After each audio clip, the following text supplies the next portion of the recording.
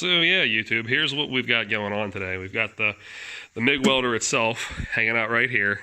And I've got the various accessories that come with this thing all sprawled out across the table. I picked up I know I mentioned that I didn't want to do too much flux core, but I did manage to pick up a couple, well, it's a small pound, 2 pound spool of flux core Lincoln wire. I have done quite a bit of research over the past few months while I was looking to get into welding. Apparently the flux core stuff actually matters, so get a name brand if you're using this for advice. And I went and grabbed myself some replacement tips while I was out. I also grabbed a neat little thing that I haven't seen too many people use, but I didn't want to muck up the nozzle on my my MIG gun too badly, so I'm going to remove this and replace it with this, which is a flux core nozzle, which just takes the brunt of the sparks and the spatter, I guess, a bit better, and it doesn't muck up your gun too badly. So I do intend on using this for shielding gas a little bit later on. I haven't had the ability to actually go out and get any just yet, but I do want to put this machine through its paces. So I figured might as well do that with some flux core. So I'm going to go ahead and try to get this thing set up as best I can. I haven't read the manual, like I said, so we'll see where I go. So hang in there.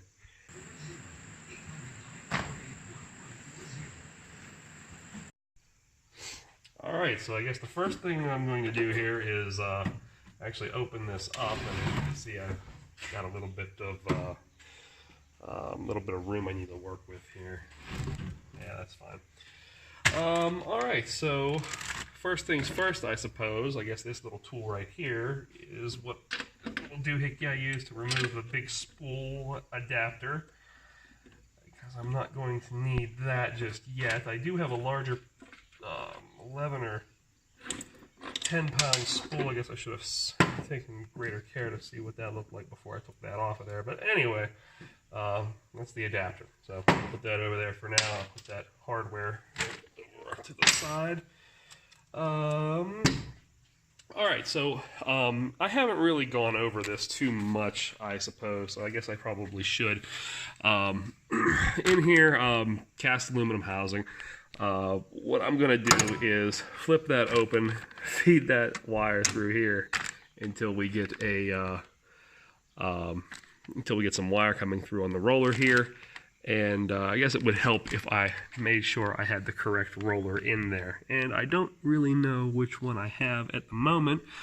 It looks like the larger of the two, if you could see that. And I'm assuming that's the correct one. I should probably take that off and check just to make sure before I do this. I also need to put the MIG gun on first as well. So that's what I'm going to do here. And I might speed this up just to make sure that there aren't too many... Oh, wow, that was interesting. I guess we had a little bit of power outage here. I might just speed this up just to kind of get the boredom factor down to a bare minimum. So, unpacking the MIG gun. I guess it's a MIG gun. Don't really know the overwhelming differences between a good one and a bad one just yet. This one, the trigger feels pretty good. Definitely not cheap like the ones I have. I mean, it's cheap, don't get me wrong. It's definitely cheap, but it's definitely not chintzy like some of the ones I felt in the big box stores while I was just perusing. I guess I'll just hook this guy up. There's really no bad way to do that here, unless I'm required to take that window off, which I very well may be. And I think I do have to. We'll unscrew that wing nut a little bit, see how this goes in here. If it goes in here at all. It appears that I have had some success, so I'll screw that wing nut back down here. And I'll hook this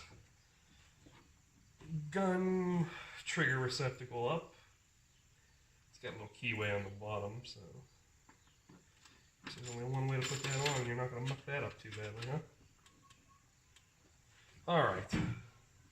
Next, do the actual wire itself.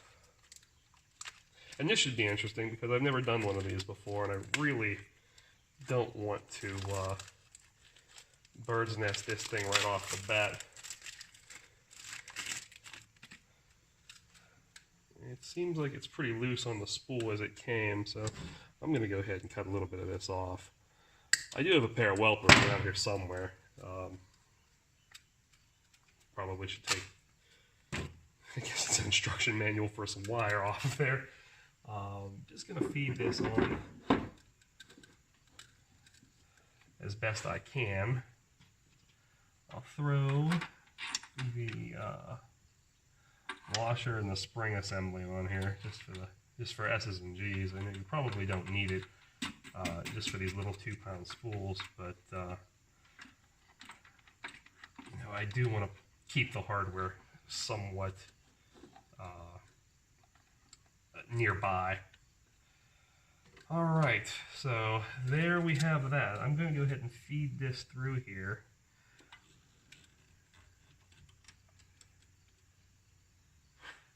And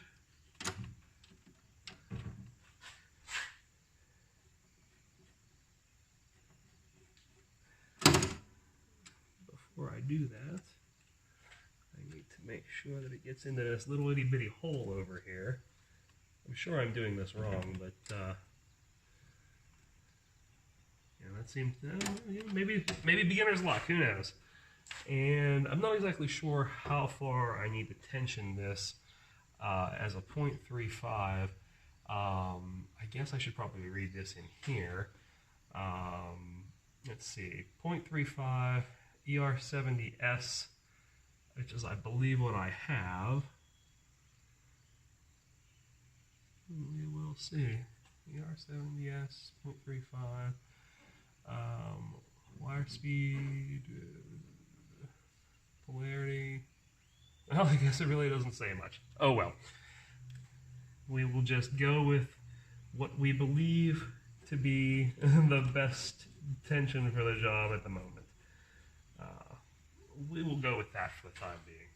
Alright, so got the I've got the wire fed into the rollers. Looks to be pretty good. I've got the switch here set to MIG gun or MIG torch or whatever you say. So I guess what we'll do is we'll fire this thing up for the first time and we'll see how she goes. So let's do that. Alright, so here we are. I'm about to fire this thing up for the first time and we'll see how she actually responds.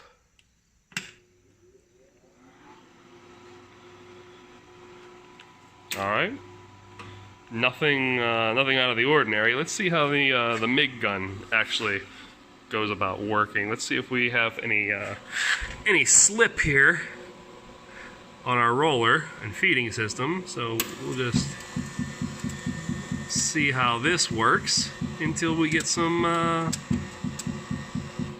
flux core action here. I know I should be doing this with a the wire feed kind of straightened out with as little curve as possible. So maybe that's what I'll do here. We'll just keep feeding until we see some wire come out.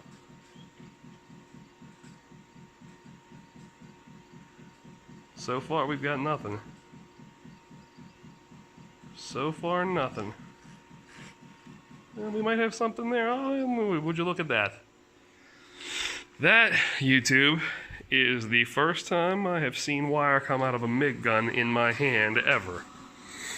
So there we have it. So I guess the only other thing we need to do is actually put it through its paces. So, you know, maybe I'll do that here in a little bit. But, you know, goal accomplished today. All I wanted to do was feed this sucker through, and it looks like it's okay. I mean, it doesn't sound too badly. You know, if anybody notices any type of weird sound that perhaps I am overlooking or I haven't been giving it too much, you know, credence, let me know. I am going to be running flux core. I believe with flux core I have to have DC electrode negative, so I got to make sure, double check on that. Make sure I have everything set up correctly, and then maybe I'll get some practice runs started. I also need to hook up the the ground clamp and make sure that actually works. Guess I probably should have completed the task here. Throw on the ground clamp while I'm at it. While I had the camera off, I did turn the machine off just in case anything decides to stay hot during the. Like I have some of these cheaper models. This thing, it likes to stay hot or arc during the time when you're not actually pressing down on the trigger. I'm not sure about this gun, but I've seen some cheapo ones do that. I'm not particularly interested in finding out right now whether or not that's the case. Let's see, I'm going to be running DC electrode negative.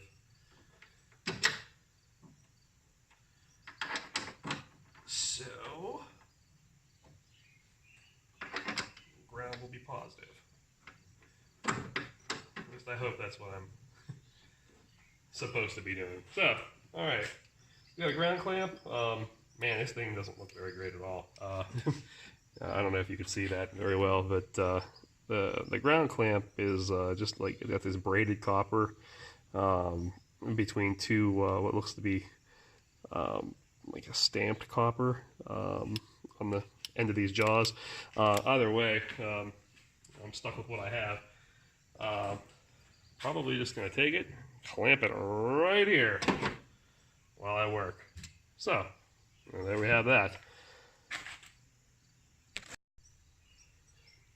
Guess I probably should have completed the task here. Throw on the ground clamp while I'm at it. While I had the camera off, I did turn the machine off just in case anything decides to stay hot during the. Like I have some of these cheaper models. This thing, it likes to stay hot or arc during the time when you're not actually pressing down on the trigger. I'm not sure about this gun, but I've seen some cheapo ones do that. I'm not particularly interested in finding out right now whether or not that's the case. Let's see, I'm going to be running DC electrode negative.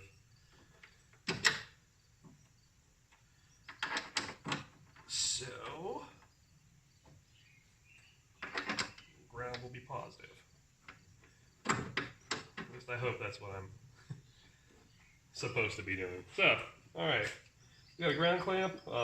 Man, this thing doesn't look very great at all. I don't know if you could see that very well, but the ground clamp is just like, it got this braided copper between two what looks to be like a stamped copper on the end of these jaws. Either way, I'm stuck with what I have. Probably just going to take it, clamp it right here while I work. So, there we have that. Guess I probably should have completed the task here. Throw on the ground clamp while I'm at it. While I had the camera off, I did turn the machine off just in case anything decides to stay hot during the. Like I have some of these cheaper models. This thing, it likes to stay hot or arc during the time when you're not actually pressing down on the trigger. I'm not sure about this gun, but I've seen some cheapo ones do that. I'm not particularly interested in finding out right now whether or not that's the case. Let's see, I'm going to be running DC electrode negative.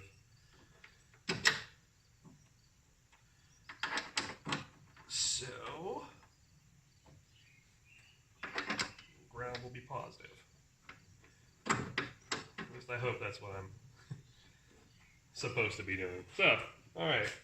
We got a ground clamp. Man, this thing doesn't look very great at all. I don't know if you could see that very well, but the ground clamp is just like, it got this braided copper between two what looks to be like a stamped copper on the end of these jaws. Either way, I'm stuck with what I have. Probably just going to take it, clamp it right here while I work. So, And there we have that.